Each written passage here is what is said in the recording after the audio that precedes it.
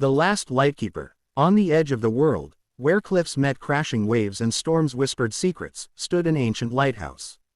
It had guided ships for over 2 centuries, through fog, thunder, and time itself. The Last Lightkeeper, Elias, was an old man with salt white hair and eyes like the sea, deep, watchful, and sometimes sad. Elias had lived in the lighthouse for 40 years, ever since a storm claimed the life of his brother, the keeper before him. After that night, Elias took up the mantle, vowing never to leave the post. Each evening, he lit the great lamp, wound the heavy mechanisms by hand, and polished the lens with a cloth stitched from his brother's old shirt. As long as the light burns, he would say, no soul shall be lost to the dark. But time, like the sea, is relentless. The government declared the lighthouse obsolete. Satellites and GPS had replaced its beam. One spring morning, Elias received a letter, cold, formal, final. The lighthouse was to be shut down. He was to leave. He refused. Days passed, then weeks. The officials sent men, but Elias would not budge. Eventually, they gave up.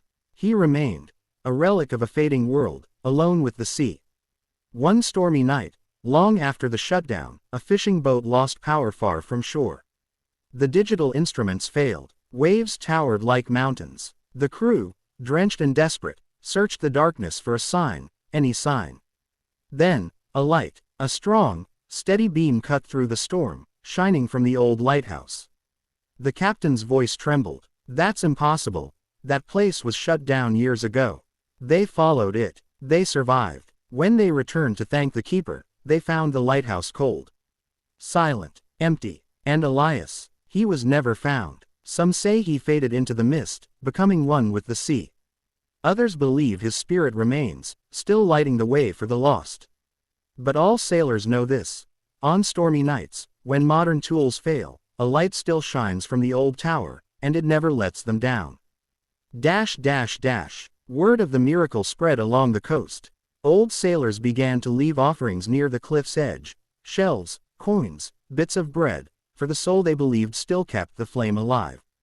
Among those drawn by the tale was Clara, a young journalist from the city.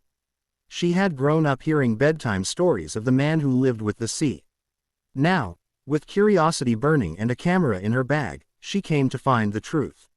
The lighthouse stood just as the legends described, weather-worn, proud, and silent.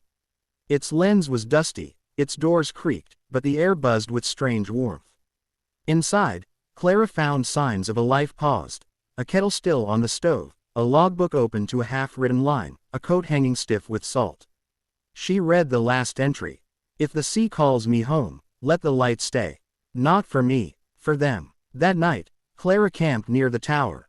A storm rolled in. Her camera caught flickers of light, not lightning, but something gentler. A rhythm, a pulse, heart pounding. Clara climbed the spiral stairs. The lamp was lit, but the room was empty. And then she heard it, a voice like wind over water. Keep it burning. The storm howled, but Clara felt no fear. She understood. The light was not just a beacon. It was a promise, a soul's oath. From that night on, Clara took up residence in the lighthouse. No one told her to. No one paid her. But whenever the sea turned cruel and lost ships drifted too close to the rocks, the light blazed bright. Some say Elias chose her. Others say the lighthouse chooses its keeper. But one truth remains. There is always a light. And it never lets them down.